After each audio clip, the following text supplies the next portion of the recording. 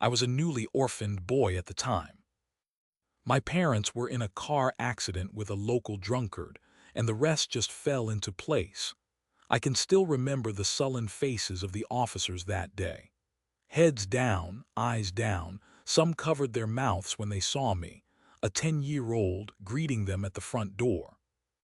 By the time the investigation ended, I was on an airplane set to Dublin, where my aunt lived. A recluse, to say the least, a rare sight in family gatherings and an even rarer sight in public. Her house reflected this, which was a small wooden shack situated in the middle of a bog with no neighbors in sight, except for frogs and the heavy, white, opaque mist.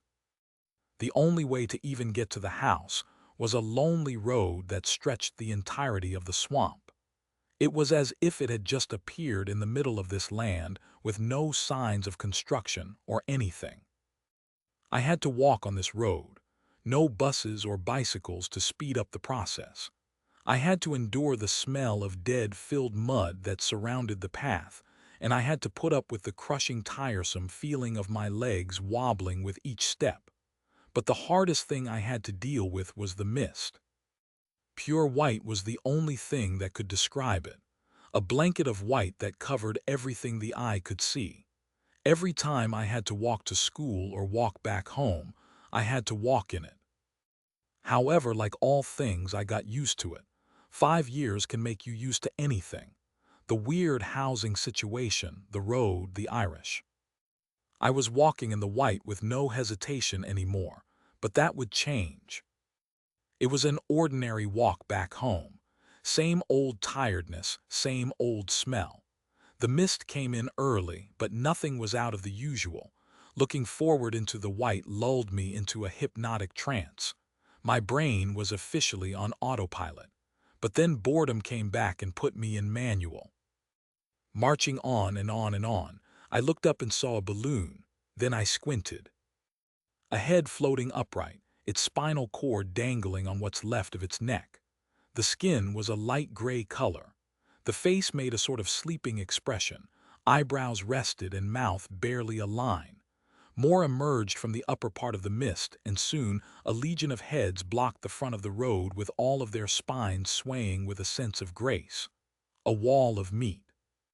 Several thoughts came into my mind all at once, flooding my brain into absolute panic. They were floating towards me, no doubt about it. I had to run. Any direction would do. Any direction. So I chose to go off-road into the mud-filled puddles of the bog. The mud clung to my legs and then hardened, making it hard for me to run, but I ran anyway, tripping and getting back up several times. I was drowning on land. My efforts proved to be meaningless, however. No matter how hard I ran or no matter how careful I went, they were always just a couple of paces behind me. We were moving at the same speed. Another wall cornered me in a pincer-like maneuver, and now I was surrounded by them, and they were not stopping for a moment, inching closer and closer into my peripheral vision. They were much larger than what I was expecting, almost towering an average human height. Their spinal columns bend like a chain as they drag them into the dirt. I was already in the fetal position waiting for my end, the mud staining my clothes in a sinew of black. Whispers met my ears and I heard a number of words, but none of them stood out except the words dig and free. Dig and free, dig and free, dig and free. I stared at the ground, the muddy, bubbling, cold ground, and started digging, clawing my way into the dirt. I dug until my fingernails were hanging from a single strand of skin from my fingertips, kneeling with my shins and only looking at the excavation. The moans grew louder and louder, making my ears ring and my body shake. My fingers shed their skin and muscles, and now my skeleton hands were doing the work. Then I saw it. A chest of a person, veins showing its blues and arteries showing their reds. They had the same color of skin as the heads. The moans subsided, and now I could breathe, if only for a moment. The heads were far away from me now, as if they teleported only moments ago.